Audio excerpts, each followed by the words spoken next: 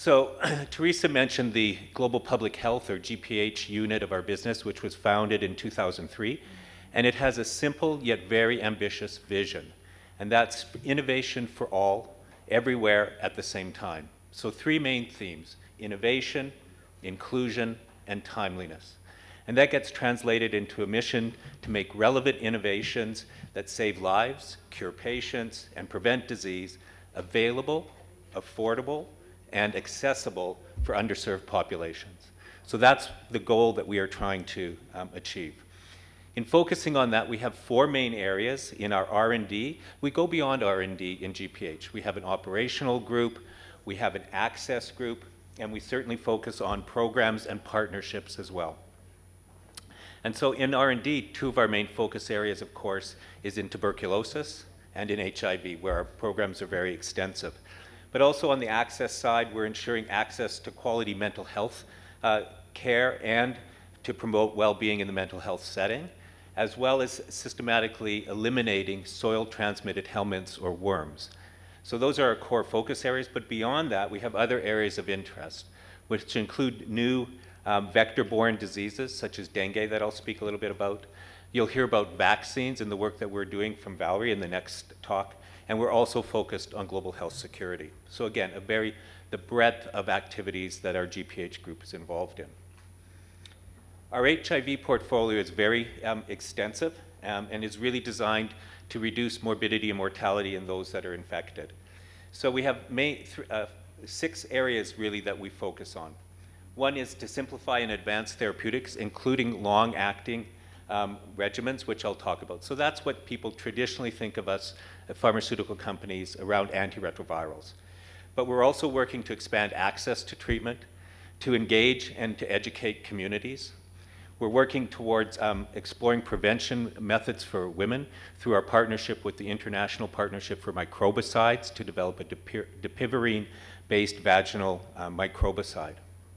We're also working towards a preventive HIV vaccine that Valerie will speak about in much more detail, and exploring ways to look at curing HIV. So again, very extensive.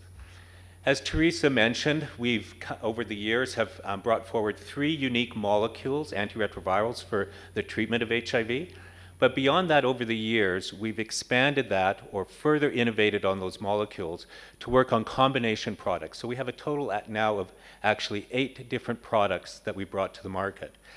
The latest ones that you see at the farthest end of the slide is Symptuza, which is a single tablet regimen of the only protease-based single tablet regimen. So all of your treatment, 1 pill once a day. And Juluca, which is a combination of 2 antiretrovirals, a complete therapy based on Rilpivirine and dolutegravir. Professor Ellie told you the story of Paul Janssen and the story of Nizoral, but one of the other things that Paul Janssen said in the late 1990s, going all the way back then, is he said his goal, and he thought it would come true in his lifetime, unfortunately it did not quite, but his goal was HIV would be treated with 1 pill once a day for everyone. And I think that's where we are if we can get past the access issues today. But beyond so while daily oral therapy certainly is very, very effective in suppressing viral replication, has really improved morbidity and mortality in HIV-infected patients, there still are unmet needs. And these can include the adherence to that daily regimen, making sure you take that pill every day exactly as it's supposed to be taken. The stigma of taking that type of medication. Perhaps it's the daily reminder of an HIV infection that is bothersome to patients. And so there need to be other kinds of treatment options.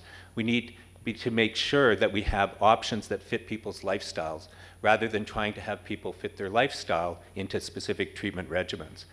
And in that regard, we've developed a long-acting injectable formulation. This is a very new approach to treatment. So instead of an oral pill once a day, this would be an injection once a month. And it's a combined injection, 2 different drugs. It's a combination of our Rilpivirine, but also cabotegravir, which is an integrase inhibitor from ViiV Healthcare. So again, this is a collaboration between ourselves and ViiV Healthcare. Most recently, our 2 pivotal phase 3 trials, the so-called ATLAS and FLAIR trials, reached their primary endpoint at week 48 and were recently presented at the CROI meeting in Seattle just a couple weeks ago. And this slide actually represents the results of those two trials. So these trials were randomized controlled trials, phase 3, that looked at the efficacy of an injectable regimen given once a month versus the routine, regular oral daily dosing. And in one of these, it was a switch treatment from suppressed patients. In another, it was induction of treatment-naive patients to get them suppressed and then make the switch. You can see in both of these trials, you have very high rates of virologic success, well over 90%, and very comparable between the oral treatment and the injectable treatment. Really, one of the other important things that we learned in this trial was when we asked the patients about their preference of treatment, over 95% of the patients receiving the injectable said they preferred that to their previous oral daily therapy. So this treatment, again, with these phase 3 results, we're moving forward to go to the regulatory authorities to hopefully get this regimen approved to give a different treatment option for patients. The first, that would be a long-acting injectable given once every month. We also have a phase 3B trial in this program that's ongoing that's actually looking at injections once every 2 months. If that's successful, we could decrease treatment then to 6 injections per year.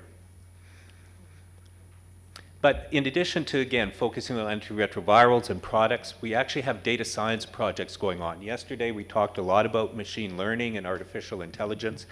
And this is actually a data science project in the Democratic Republic of Congo that we're conducting, looking at hotspot identification for drug resistance patterns, utilizing data. And so this can certainly help to influence public health approaches, and of course, the applicability to other countries will be explored as we go forward. Now, turning to some early research that we're doing, this is in the area of an HIV therapeutic vaccine. Valerie's going to tell you about this vaccine, about how it's constructed, the vector and the inserts and so on. She's going to talk about it in the context of preventing HIV infection. But we also are using that same vaccine to try and use it as a therapeutic approach for those that are infected with HIV. And the hypothesis would be that if we can induce adequate innate and adaptive immunity, both cellular and humoral immunity, with polyfunctional T cells, HIV-specific CD8 cells, that that good immune response could potentially be able to control HIV infection in individuals without the need of antiretrovirals. So it's an ambitious goal, but it's one that is in early stages and we're interested in. And one of the reasons we think this has applicability is based on this non-human primate study. This was published by Dan Baruch in Nature in 2016. And this was an experiment that was done in non-human primates that had been infected with SIV that were then suppressed with antiretroviral therapy, just like we would do in humans. What they then did is they gave those non-human primates either the vaccine or an immunomodulator called a TLR7 agonist, toll-like receptor 7 agonist, which was supplied by Gilead, or the combination of the vaccine and the immunomodulator. And you can see, once they interrupted, they stopped the antiretroviral therapy. On the left side, it shows the set point of viral load after stopping therapy. And you can see that the best result was from the combination of the vaccine and the TLR7, where the set point was much lower after interruption of therapy. But even more impressive, on the right side, in the blue circle there, 3 of those animals, after interruption, remained completely undetectable even after removing therapy. So they were able to control any residual HIV replication through their natural immune system. So this vaccine approach with TLR7 is continuing in human trials. There'll be some further data presented this year from the initial phase 1 trials with this combination. So again, very early but exciting research of how we might be able to move towards a true functional cure in HIV. Then moving to tuberculosis, TB is the leading cause of death globally from any single infectious disease, continues to be, despite the fact that we've tried to be working on TB as a public health program for many, many years. Over 23%, only about 23% of the MDR TB cases, multi-drug resistant ones, are actually detected. And the treatments are very poor. They're toxic, they're very long, usually 1 to 2 years in therapy, and very costly. only about 22% of MDR TB patients actually receive treatment. It's a large number, but it's only 22% of those that have that type of infection. And the success rate is very poor, about 50%. We actually worked on the first new mechanism of TB in 40 years. So you can see the absolute absence of research in that area for many, many years. And we were able to develop bedaquiline, commercially known as SIRTURO, which was used as a second-line treatment for multi-drug resistant TB. More recently, South Africa, as an example, has adopted it as a first-line treatment for multi-drug resistant TB, and the WHO is looking at it as well in that context. And certainly in those areas where it has been used appropriately, along with national TB programs, in a well-constructed treatment regimen, the outcomes are much better, and that's been reflected in lower rates of hospitalization and lower rates of mortality. But we need to do more than just bedaquiline, because bringing only one new agent in an infectious disease, we've learned many, many times again, is opening the door to resistance, to the drug, to the bugs becoming resistant to that one new drug. And so we have continued programs going on in our discovery group, looking at new mechanisms that could be combined with bedaquiline, as well as looking for partners that have other promising regimens to be combined with bedaquiline that could form truly new regimens, a completely new regimen that could be used in both drug susceptible but also multi-drug resistant TB. Well, on the next slide, I'm going to show you that the projections of how new treatments for TB could impact outcome is to reduce, I think it's 12 million. We'll see if my memory is correct. I think it's projecting a reduction of 12 million new cases of MDR and improved outcomes. This can avoid more than 12 million new infections and save 2.4 million lives. So again, great unmet need that we think we can address through innovation that is continuing, not only in our, as I was mentioning, in our own company, but through very strong partnerships with other pharmaceutical companies and also academic and NGO organizations as well. Beyond TB, I want to tell you about two new areas that we're working on in infectious disease. One is respiratory syncytial virus, also known as RSV, which is the main reason, the most common reason for hospitalization of infants and newborns. It's a respiratory virus that really affects mostly the vulnerable populations, so the very young, but also the very old or those with underlying health, lung conditions, or immune suppression. It's responsible for 3.5 million children being hospitalized every year, and it's a seasonal disease like flu, and over 200,000 infants die of this every year. Just like other viral diseases, we are using direct-acting antiretrovirals to target steps in the viral replication life cycle. So we have actually 3 compounds in development, 2 that are polymerase inhibitors looking to inhibit viral replication, as well as a fusion inhibitor that would inhibit the fusing of the virus to the human cell.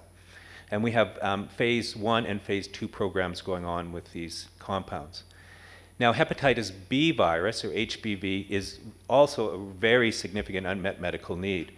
It's actually about 8 times more prevalent than HIV, over 250 million chronic cases carriers in the world. A very high cause of death, but also a main cause of liver fibrosis and liver cancer. The current treatments are not very effective. You can either take long-term suppressive nucleoside therapy or go through a course of very difficult to tolerate interferon therapy for a year, but even that has a very low cure rate, 5 to 10%. So really what we are doing, along with many others, is looking for new regimens that will raise that functional cure rate so that we can stop treatment and have patients remain healthy, decrease the risk of progression. Hepatitis B is in some ways is more difficult to conquer than HIV or hepatitis C. And so we have a strategy that involves 2 main pillars. One is to intensify antiretroviral treatment, and you can see there in the blue arrow that we have a whole bunch of targets that we're exploring to see what might be most effective in shutting down the very sophisticated replication of this virus. And secondly, in addition to decreasing the viral replication, we want to boost the immune system. And so we're working on a number of immunomodulators, including a therapeutic vaccine, but other modalities that would boost the immune system. So we think that through this process of attacking it in both ways, that we may be able to raise that functional cure rate. Looking at another area that we're working on very early is dengue. And dengue is a major unmet need. It is a mosquito-borne virus that affects, there's 100 million symptomatic infections every year, but over about 400 million infections in total.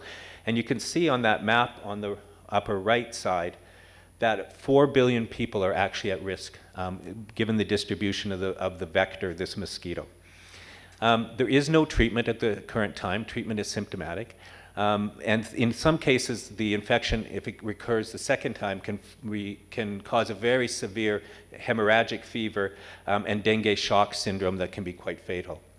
There is a vaccine that's recently been introduced, but it does have difficulty or problems with that vaccine, and so it is very much relegated at this moment only to use in those that are dengue seropositive at a point of care diagnostics, which does not yet exist. So in essence, there's no immediate wide-scale rollout of an effective vaccine. So we're working on antiretrovirals.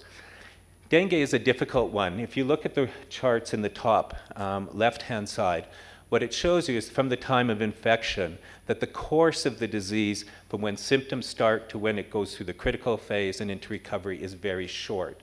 And so by the time people know that they're sick, the ability to intervene with an antiretroviral is very short and difficult. So we're taking a prophylactic or preventive approach, similar to what's done in malaria. By using antiretrovirals, we want to see if we can use in travelers to endemic areas to prevent dengue fever, but also in those dengue-infected endemic areas for vulnerable populations, like when dengue outbreaks occur, to prophylax or prevent them with the use of an antiretroviral, or an antiviral, sorry. And again, in dengue, beyond just a medicine, we're actually using data science approaches to identify hotspots.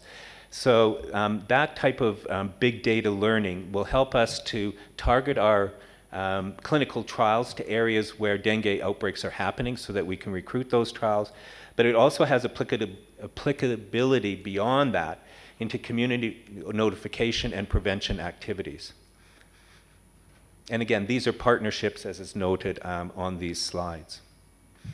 So those are about our projects. Now let me turn to just more briefly to our programs where we're innovating on programs at Janssen. And I'll come back to hepatitis B, because clearly with so many people infected and so many different molecules that we're interested in evaluating, to do it in a classic approach where we, on the left side, the base case, where we use one compound against one indication sequentially at time, is a very slow and inefficient way to actually develop a complex treatment.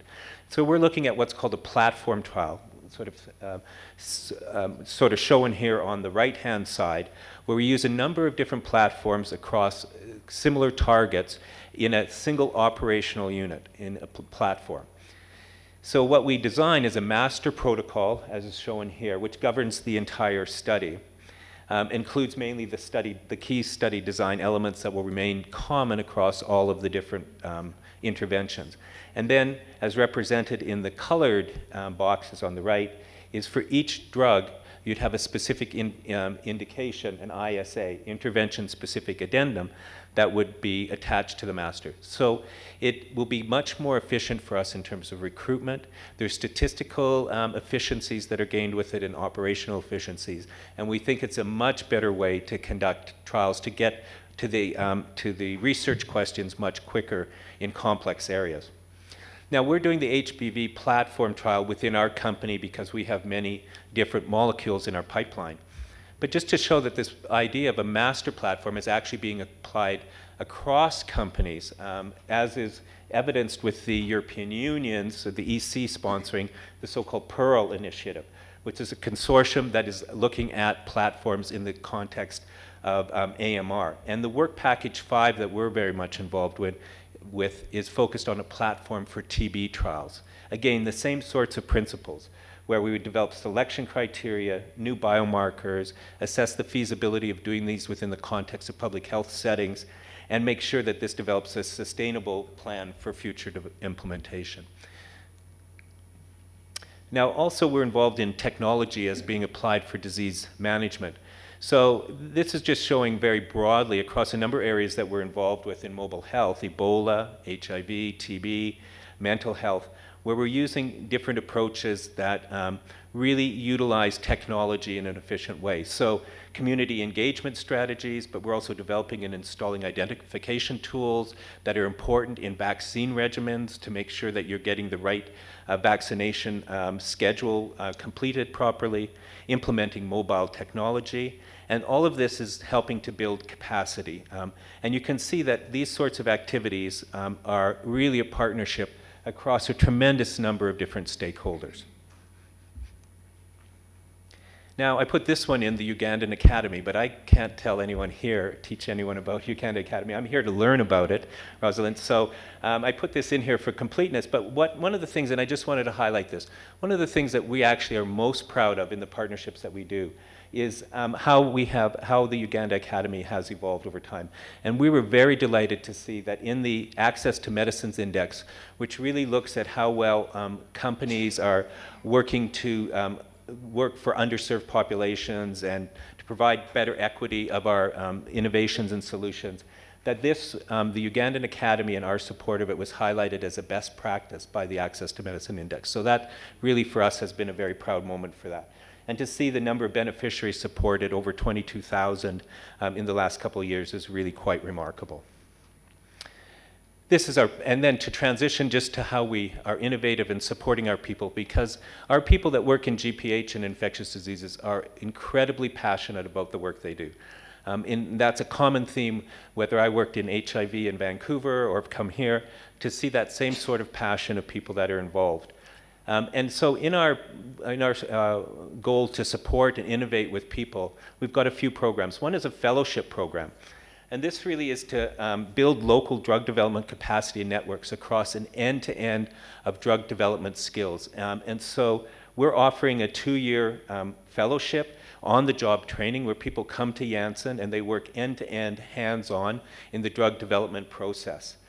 And so we look for people who are leaders in their mid-career, and it's a paid leave of absence to come to Janssen. But most importantly, there's an agreement to return to the home country after the end of the fellowship, so no brain drain. I'm happy to tell you that the first person who's in our fellowship program is from Uganda, Brenda Okware, and she's based in Birsa now and working, I think, in her first 6 months or so of the fellowship program. Yeah, Sam Okware's name was mentioned earlier this morning, and she's the daughter of him as well. 2 other programs very quickly as we wind down in time that we support. Syncitial was founded in 2002 by Dr. Dorothy Achola, but also Dr. Jens van Ruy, who is from Janssen.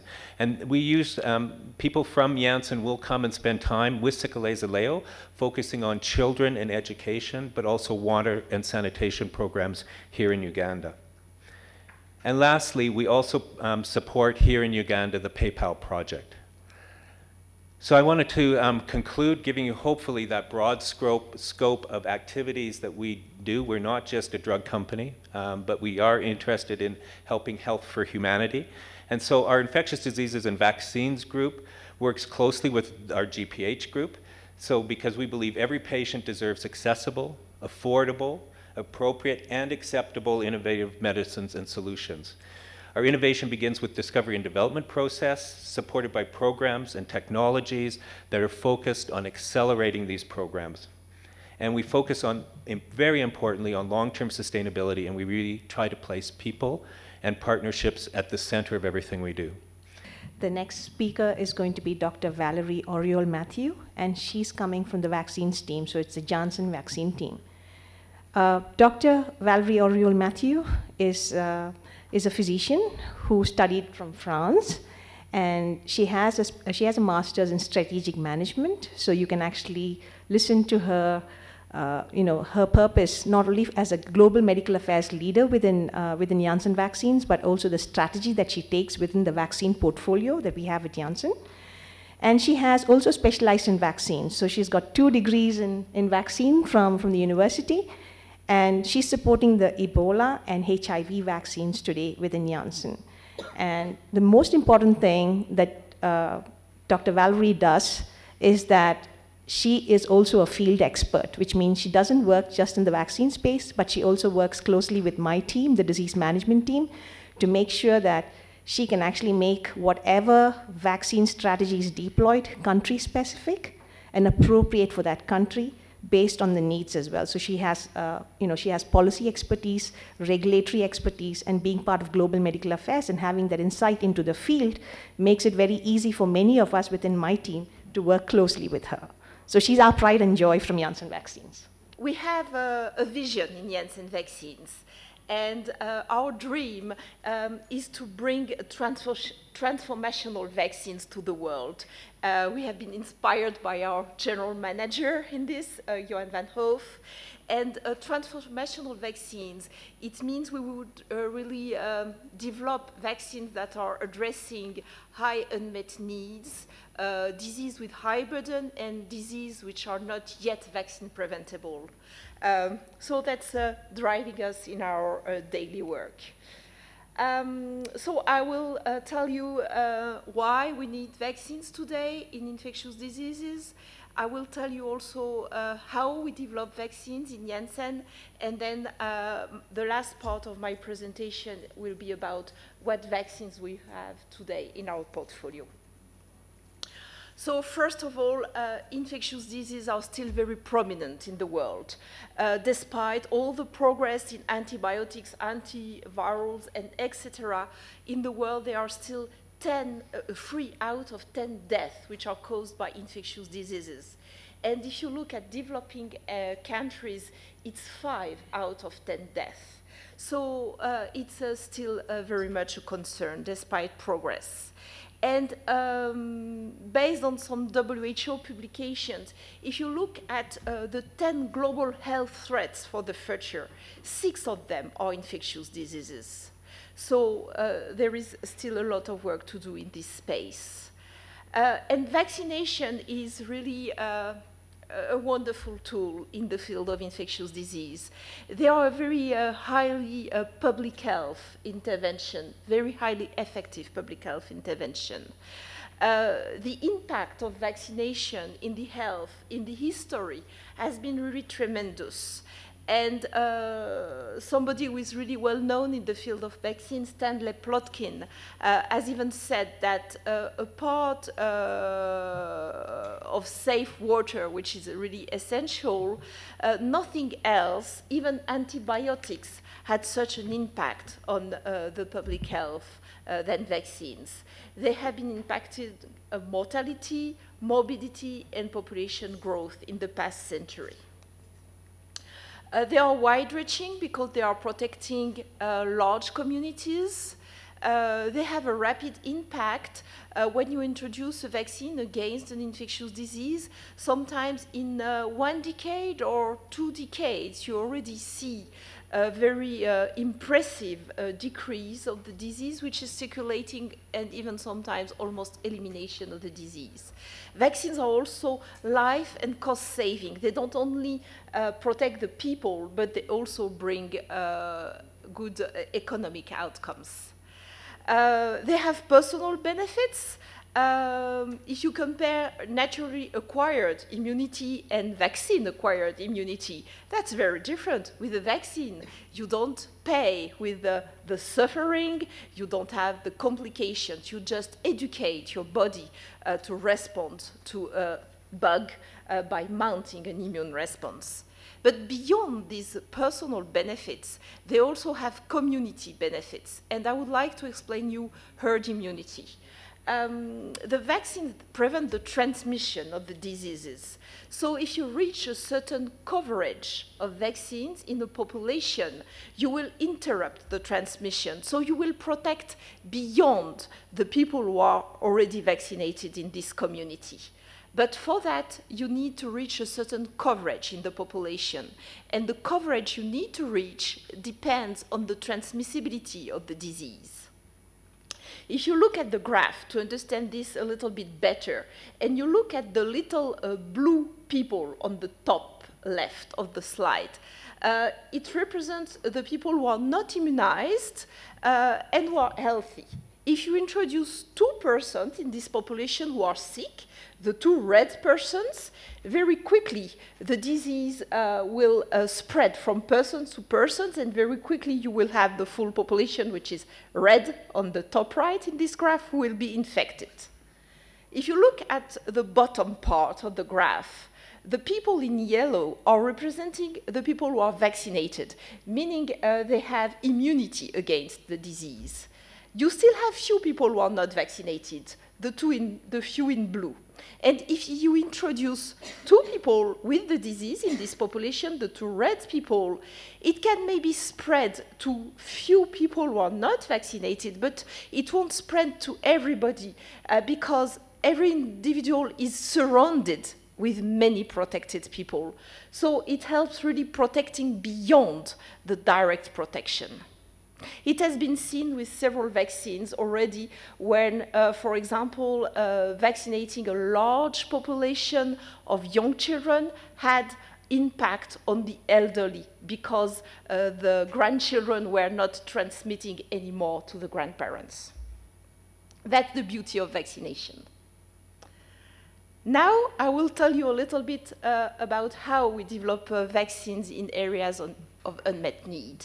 And I will tell you about the technologies we develop in Janssen vaccines. We have some platform technologies that we use for different vaccines we have in our portfolio. So first of all, the first technology is called AdVac. It's non-replicating viral vectors which are delivering an antigen, which is a protein that induces a robust immune response, both cellular and humoral. We have another technology which is called PESI6. PESI6 is a manufacturing platform for vaccines. It's an immortalized human cell line, and in this cell line you can grow viruses at high capacity, in a fast way and in a cost-effective way. So you can manufacture large quantities of vaccines. And the last technology we have is bioconjugation. So this is more for vaccines against bacterial disease, where we have a technology to conjugate polysaccharides, which are immunogenic in bacteria, with proteins. And bioconjugation allows to mix together the protein and the polysaccharide, and this is inducing a robust immune response. The adenovirus platform is based on adenoviruses which are modified.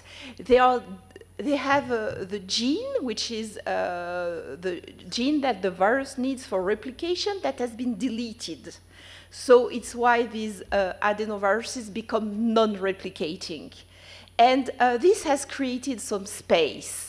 And in the space, we include new genes that we call transgenes that will express a protein which is relevant to trigger an immune response. So you take your adenovirus, you cut the gene for replication, and instead you put a transgene which is expressing a protein of any other virus, the protein you want to use as a vaccine.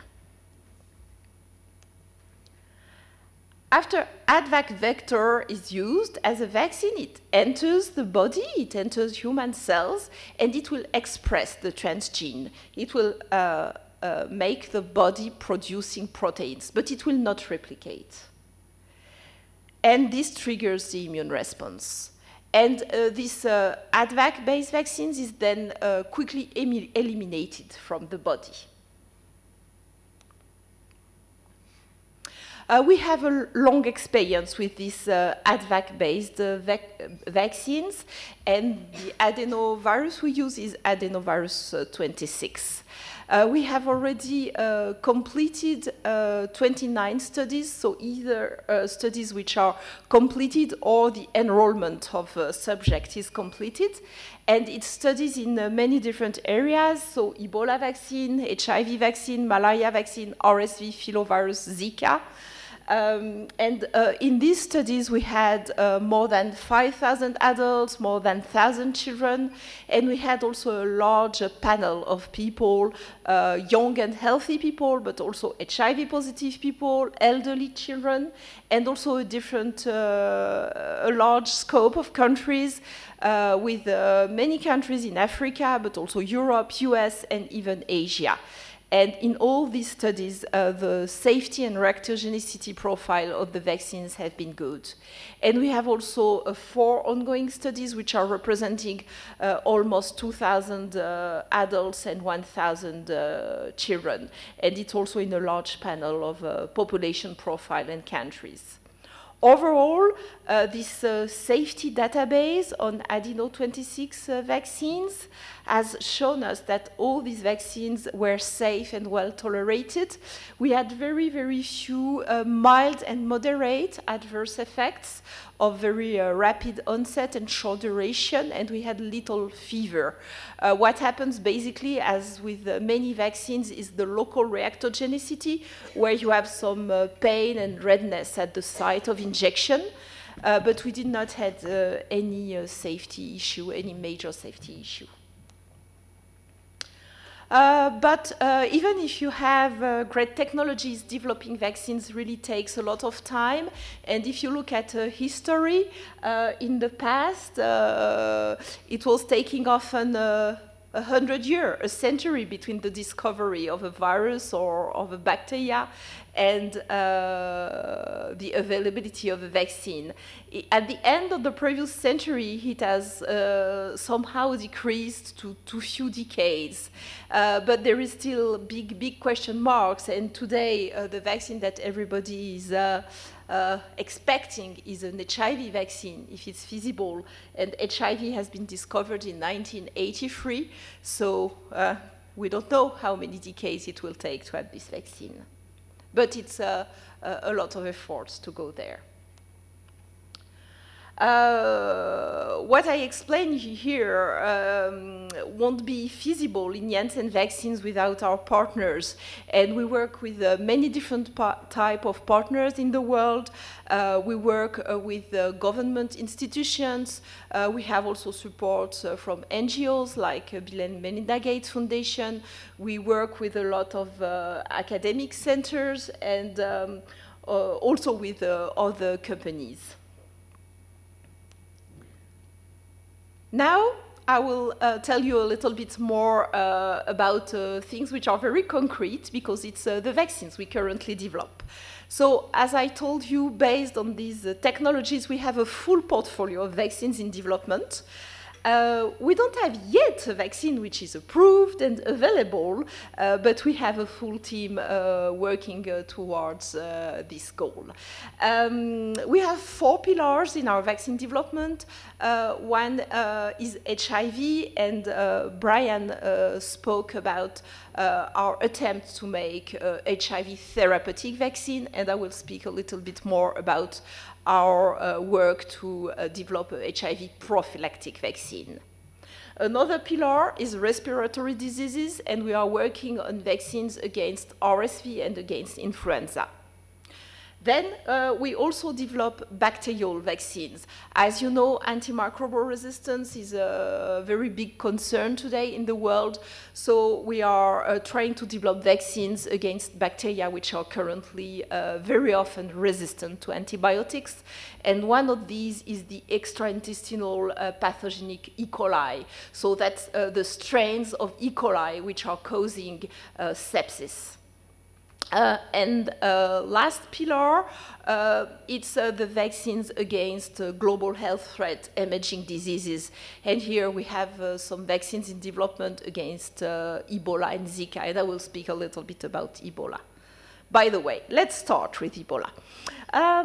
So the vaccine we are developing is an Ebola Zaire monovalent vaccine. And our goal is to develop a 2-dose vaccine regimen for the immunization of any adult or children that would be exposed.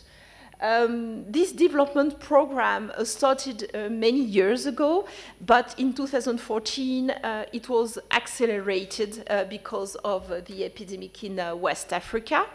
And we had a lot of support here from some US organizations like NIH or BARDA, and also from the European Union.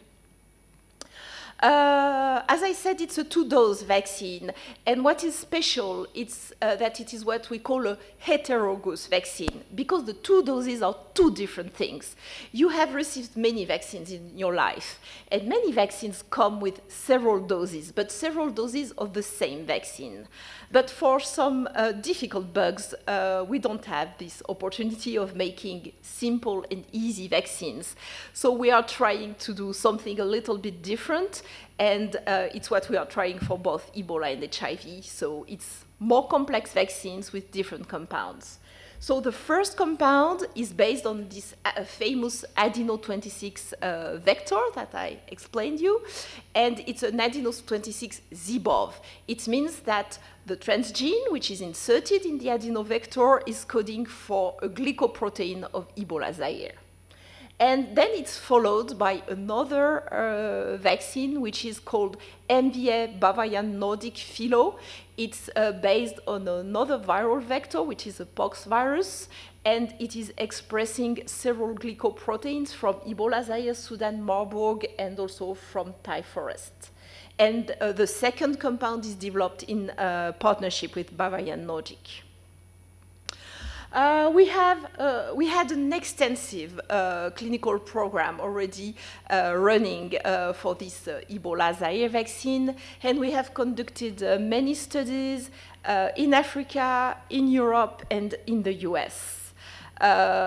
This is representing the 2-dose vaccine, and the second dose is given 2 months after the first one in general. So, as I said, the clinical program is extensive. We have already 11 clinical trials sponsored by Janssen, but we even have more that are done by our partners. We have enrolled already more than 6,000 participants in all these trials together. So adults, elderly people, HIV-positive adults, and children. We have already fully completed our phase 1. Our phase 2 and 3 are ongoing. Many of them, we have fully completed the recruitment of participants, but we don't have all the results yet, but we have a large part of the results. And we still have additional studies which are in preparation. And one is in DRC, one is in this country, in Uganda, and also 2 in Guinea and Sierra Leone. So it's a lot of work to bring a vaccine to the population who need it. To date, we have collected a lot of evidence to show that this vaccine would have clinical benefit. So first of all, we have shown that the regimen with the 2 vaccines was well tolerated, and we had no safety concern. Then we also shown that we have a robust specific Ebola Zaire glycoprotein response with the binding antibodies and also cell-mediated response. And we had almost 100% of the people having a humoral immune response to the vaccine. We have also conducted what we call an immunobridging. So we have looked at the immune response in non-human primate in a preclinical study, and we have also challenged a non-human primate with some Ebola Zaire virus, and we have shown that our vaccine was protective in non-human primates. In parallel, we have studies showing the immune response in human. So we have made a statistical parallel between the immune response in non-human primates protected against Ebola and the immune response in human beings. And we have shown that there is a very a high likelihood that this vaccine will be protective in the field. And last thing, we have shown that we also induce a long-lasting immune response with this vaccine regimen, and that we have what we call an anamnestic response 2 years later. Because if you give a third dose of Ad26 ZBOV, you mount a very, very strong anamnestic response. Today, we have not yet completed an efficacy trial showing the protective efficacy in human, and it's what we are trying to achieve now. We have a stockpile of 1.5 million regimens available, and this vaccine can be kept at 2 to 8 degrees, so it's relatively stable. And we have the commitment to help where it's needed, and we are working with many different countries to bring this vaccine into new studies and to other populations. And we are also working very closely to health authorities to work on filing to have one day an approval. But the vaccine technology is not enough. You also need to have other things if you want really to bring what you do to the people who need it. And Brian briefly spoke about some technologies we have in the company and some ways of working we have in the company. And the challenge for the Ebola vaccine was to make sure that the vaccine will be also accepted by the communities and will also be well taken, because you need really these 2 doses with a very specific sequence and interval. So we worked with different partners, and it was also under IMI, which is a European Union supported program. And we had the vision of really maximize the vaccination impact in populations. So we used different ways of making sure that we have the tools to have a good acceptance and uptake of the vaccine, and also compliance with the regimen. And we worked with social scientists, and we worked with the communities in a community engagement program. We discussed with the communities, we discussed with all the stakeholders to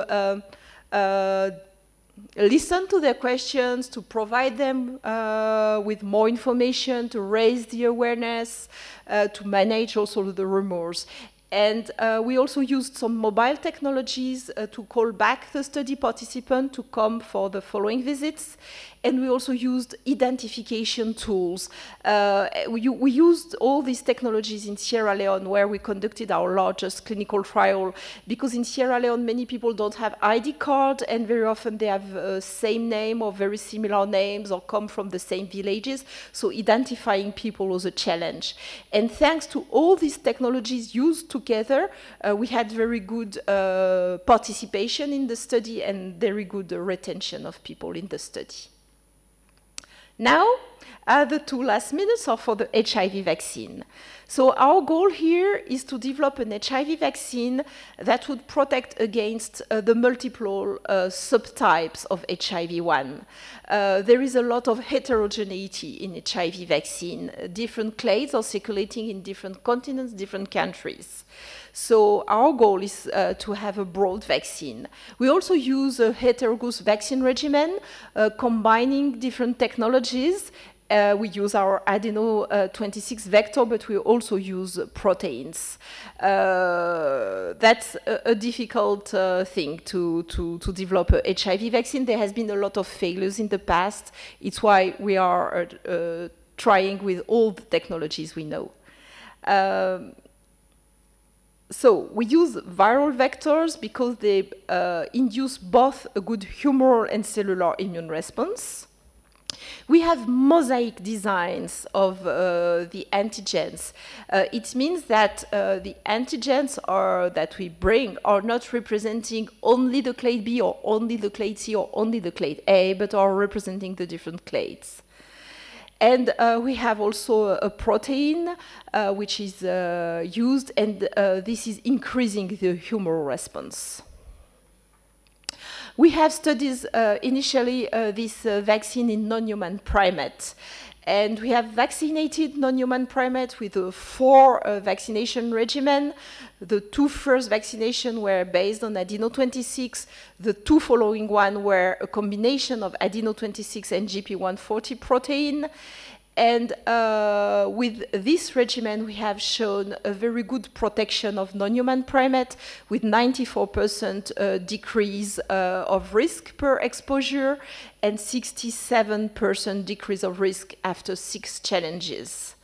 And this has helped us to identify that this 4 vaccination regimen was the one to move forward into clinical development.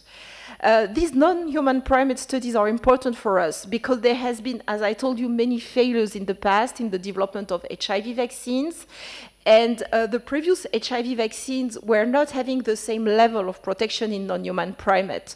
For example, the most promising one in history, which is known as the RV144 trial or TIE trial with Alvac and GP120, was only around 29 to 44% protective in non-human primates. And this has translated in 31% of protection in human. Then another vaccine was a total failure with 0% in human, and it was also 0% in non-human primate.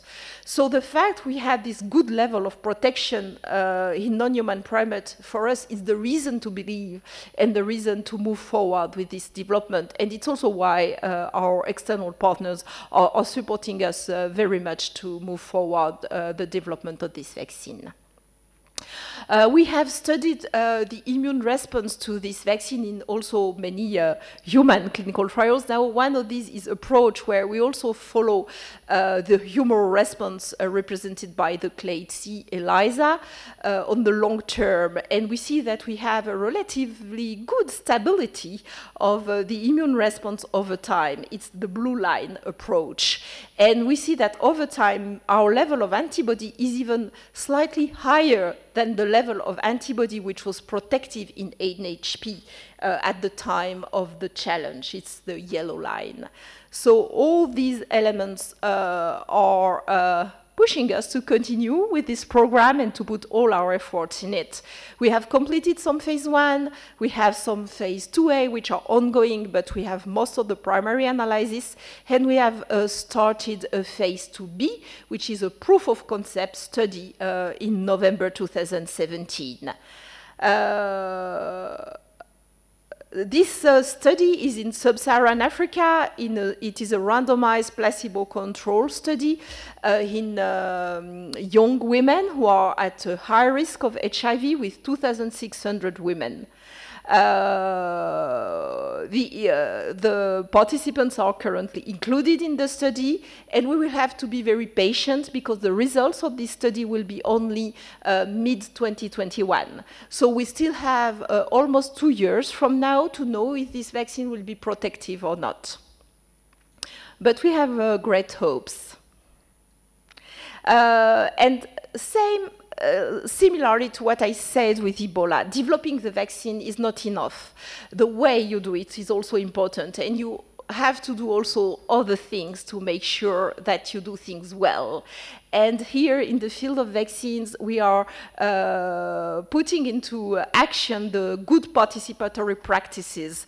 It's guidelines that have been developed by UNAIDS and AVAC to advise the sponsors and the funders of clinical trials and also the implementers on how to engage with stakeholders and how to take the perspective of the communities in your clinical development program. So we do this, and we use this for the conduct of the study, but also for the design of the clinical trials. And it's a way to better serve the communities and to optimize the clinical trials. And that was my last slide. Very briefly, in conclusion, we are in a changing world, and the infectious diseases are still a concern for humankind because of population aging, globalization, urbanization, climate change. They are still a threat. And innovation is extremely important in this context with antibiotics, antivirals, and also vaccines. But not only we need these technologies. We also need new ways of working and new ways of engaging with communities.